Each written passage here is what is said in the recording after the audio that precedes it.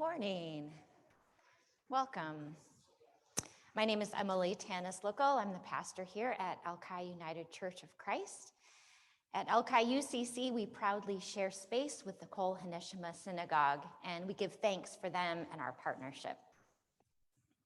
We love our community and strive to let everyone know that all are beloved. We live on the unceded land of the Coast Salish people and honor the Duwamish and Suquamish people, past and present.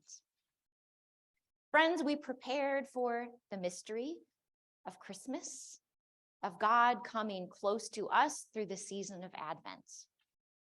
We celebrated Christmas 12 days long, and Epiphany was the final day of the Christmas season, which was this past Friday. And so today we celebrate Epiphany Sunday. Our culture has moved on, replacing Christmas decorations with Valentine candy.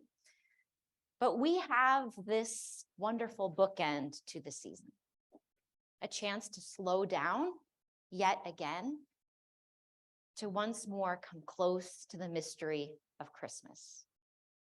And this time we'll hear in our scripture and songs from the perspective of the wise ones who traveled by starlight. I'll share a story about the gifts we might bring through the wisdom of a legend from Mexico. And we receive star words, guiding words for our own unique journeys this year. So breathe in the presence of God.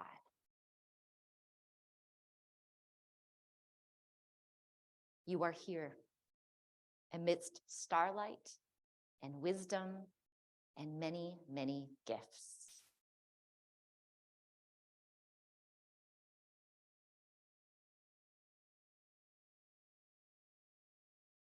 Good morning. May this call to worship bring you energy and bring you into service. Calling all seekers, all dreamers, all believers. Calling all glass half full optimists and lighthouse keepers. Calling all star chasers and bedtime prayer speakers.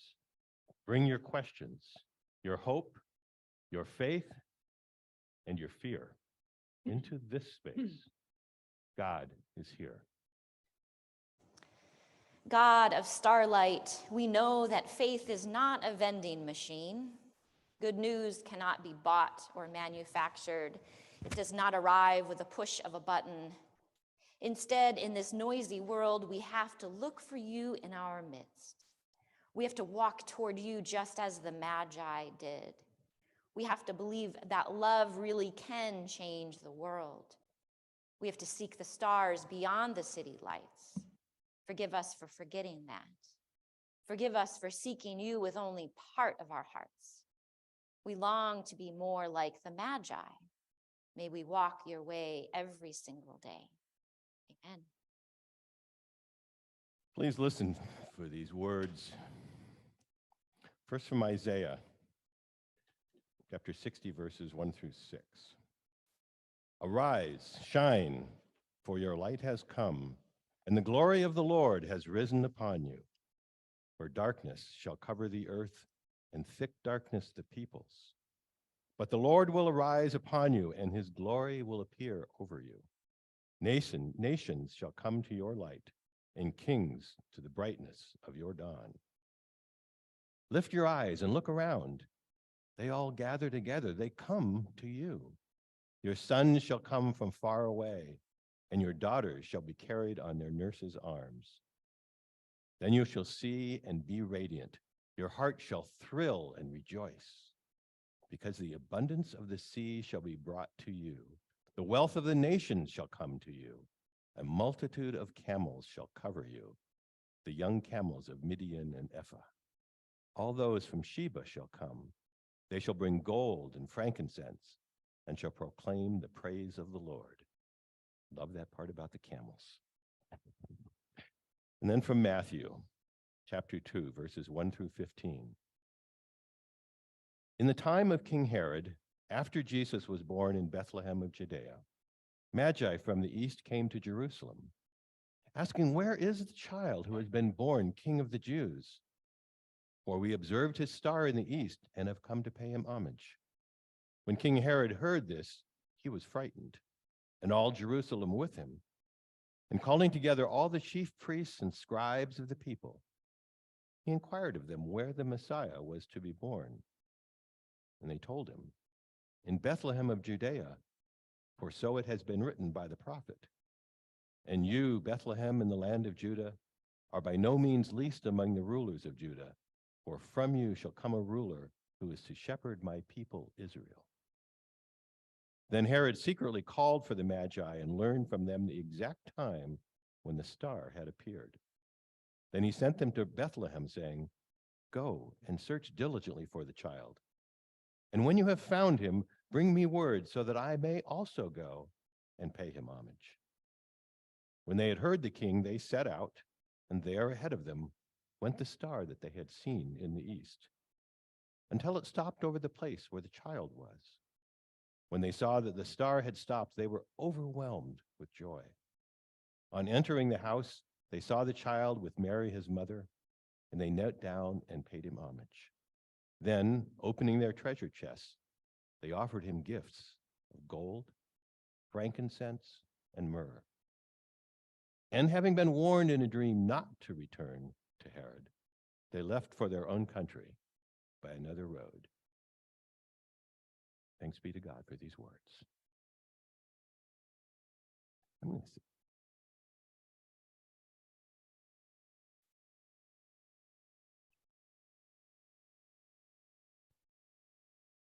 The legend of the Poinsettia, retold by Tommy DePaulo, an old tale of Mexico. Lucida lived in a small village high up in the mountains of Mexico with her mama, her papa, and her younger brother and sister, Paco and Lupe. Papa worked in the fields with their burro, Pepito. Every evening, Lucida fed Pepito, gave him fresh water, and filled his stall with clean straw. At home, Lucida helped Mama clean their casita, their little house, and pat out the tortillas for their meals.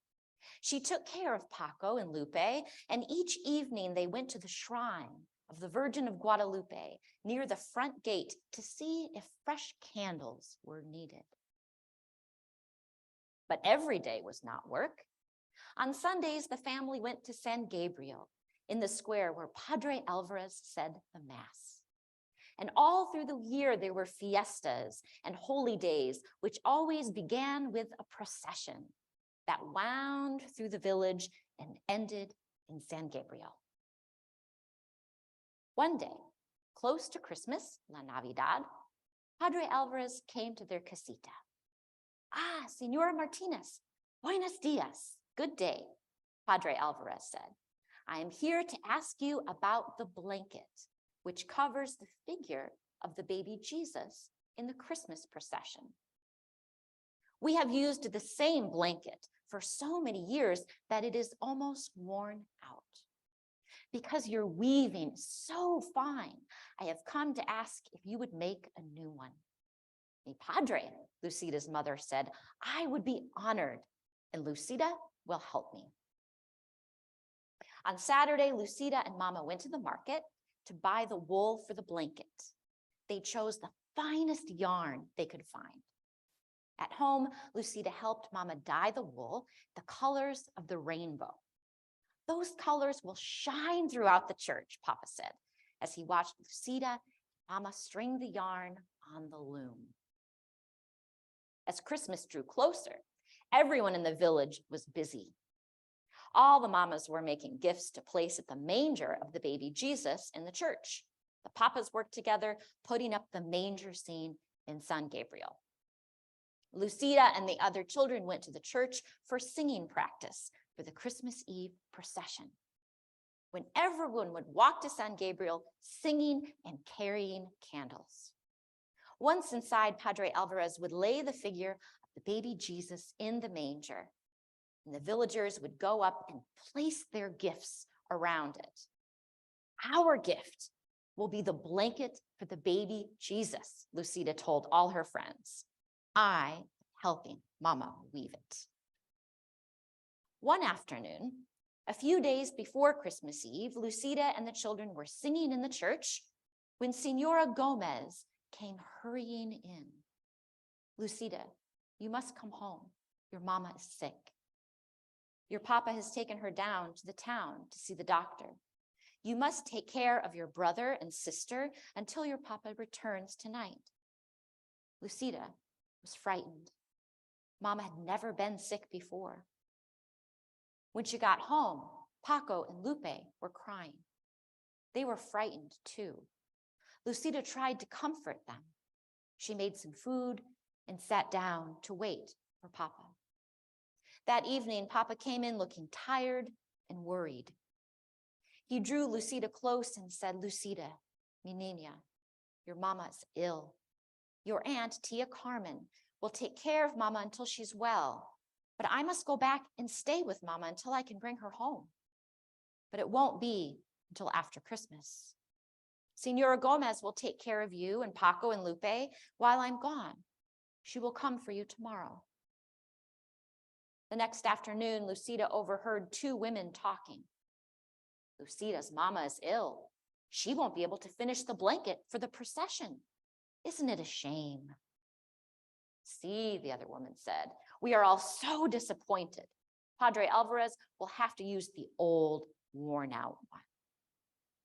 When Lucida went home to feed Pepito and get clothes for Paco, Lupe, and herself, she looked at the unfinished blanket on the loom.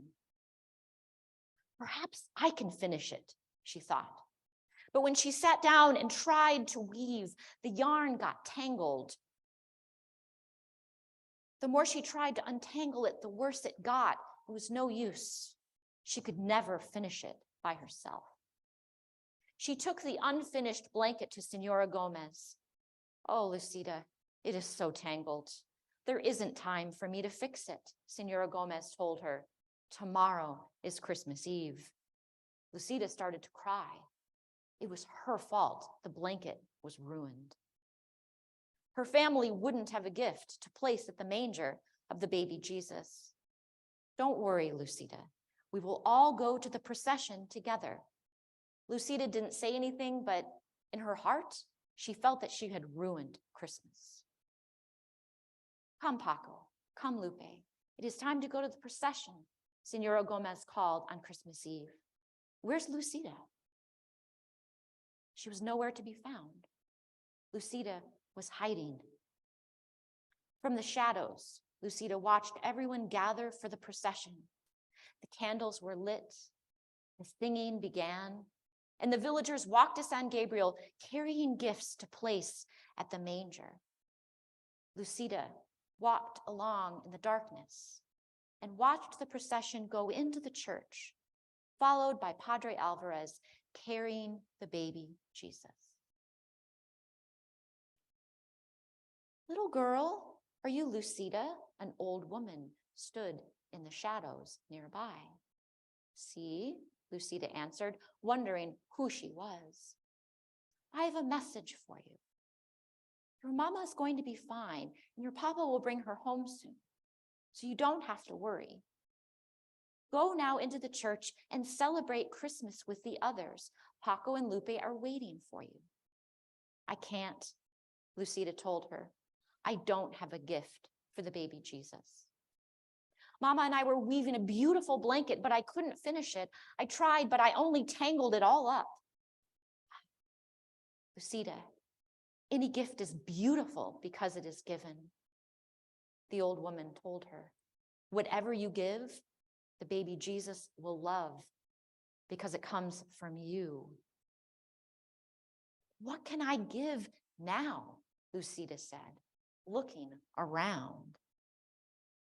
A patch of tall green weeds grew in a tangle nearby. Lucida rushed over and picked up an armful of weeds. Do you think these will be all right? Lucida turned to ask the old woman, but she was gone.